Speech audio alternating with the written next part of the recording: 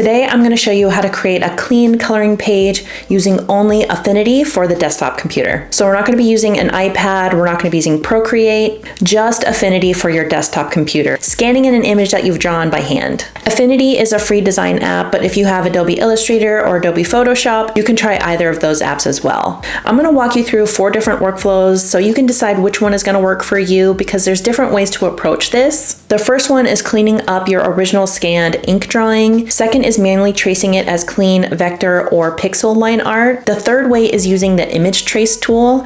And fourth, we're going to use kind of like a hybrid workflow where you can combine the speed of the image trace tool with the control of manual cleanup. Now, before you turn anything into a coloring page, we need a sketch or an ink drawing to start with. So I've made a couple sketches. One of them I will go ahead and add black ink lines to, and the other I will leave as a sketch for the purposes of this video. And these just have a silly pickle theme since I'm growing pickling cucumbers and dill in my garden. And this week I happen to be making a bunch of jars of pickles, so it's fresh in my mind. These will be made into coloring pages for my Patreon members. So if you'd like to download them, check out my Patreon and I've linked it in the description. But once these are done, we can get started. So let's start with the scanning method, and we're going to talk about how to get your image on your computer first. So the scanning portion can apply to any of these workflows. So it's just getting the image that you drew on paper onto your computer, and there's a couple of different ways that we can do that. I'm going to talk about them just in this workflow, but you can apply them to any of the ones that we talk about on this video. So for best results, I recommend scanning your drawing at 600 dpi in grayscale or color. I would avoid scanning in pure black and white because that can make the lines look jagged or kind of crunchy. So you just go ahead and scan that using your personal scanner, but if you don't have a scanner, you can use the scanner function of your mobile phone. I use an iPhone and the Preview app has a really good scanning function. So whatever method you use, your scanner might save it as a PDF or a PNG. It doesn't really matter which one. Once we're in Affinity, we can rasterize the image, and I'll show you how to do that in a little bit. So don't worry too much about the file type that it saves as. So now let's get into this first method of cleaning up the original scan and using that as our final coloring page. So once your scan is ready, open Affinity and create a new document. I'm just matching the size of the paper that I drew this on. So I'm going to create a document that is 8.5 inches by 11 inches and set it to 300 dpi. Now I want to bring in the scan that I made. So I'll go to File, Place, and then bring in my scanned drawing. This first workflow is the simplest one. It's just cleaning up the original scan. I say it's simple, but it can take a lot of time because cleanup work can take a while. This is best if you like the natural hand-drawn look of your ink lines. I'll select the scan, then switch it to the pixel tools or the pixel persona, since this is the all-in-one Affinity app. The first thing I want to do is rasterize and trim the image, then I can start adjusting the contrast. And I'll add a levels adjustment and just kind of play with it until it looks like how I want it to. My goal is to make the paper as close to white as possible and the ink as close to black as possible. So I'll put the black point inward and darken the lines, and I'll pull the white point inward to brighten the paper. I don't want to go too far because if I push it too much, the lines can start looking rough or broken, or like what I mentioned, kind of crunchy. And next I'll zoom in and just clean up any dust, pencil marks, or scanner specks. For that, I can use tools like the paintbrush, the healing brush, or the eraser. This step is not glamorous, but it makes a huge difference in the final coloring page. Once the page is clean, you can always test it by printing a page, but my printer is out of ink. It can scan, but it can't print right now. But the goal is to have the lines look dark, crisp, and easy to color. And if that's all you need, this workflow might be enough for you. The second workflow is about manually tracing the scan. And you can either trace this as vector lines, or you can use a pixel brush and just do pixel lines, whichever one you're more comfortable with. This is the most polished option, and it's the one I would use if I wanted the cleanest possible of coloring book pages. So I take my scan drawing layer, I lower the opacity to around 25 to 40% and lock that layer. So now I'm going to trace my drawing using the pen tool, the pencil tool, or the vector brush tool. For simple shapes, I like the pen tool because it gives me the cleanest curves, but for more organic lines or the types of lines that obviously need a more hand-drawn approach, I'll use the pencil tool with the stabilization turned on. As I trace, I'm not going to copy every shaky detail from the scan. I'm just using the scan as a guide, and I want this to look as clean as possible. This is where I can clean up the drawing, improve shapes, fix awkward lines, and make the page easier to color. This is great if you like sketching a little free form and just using it as a guide, knowing that you can clean it up and cover a multitude of sins with the clean lines of a vector tool. I also want to check for any tiny gaps, weird intersections, or details that are too small.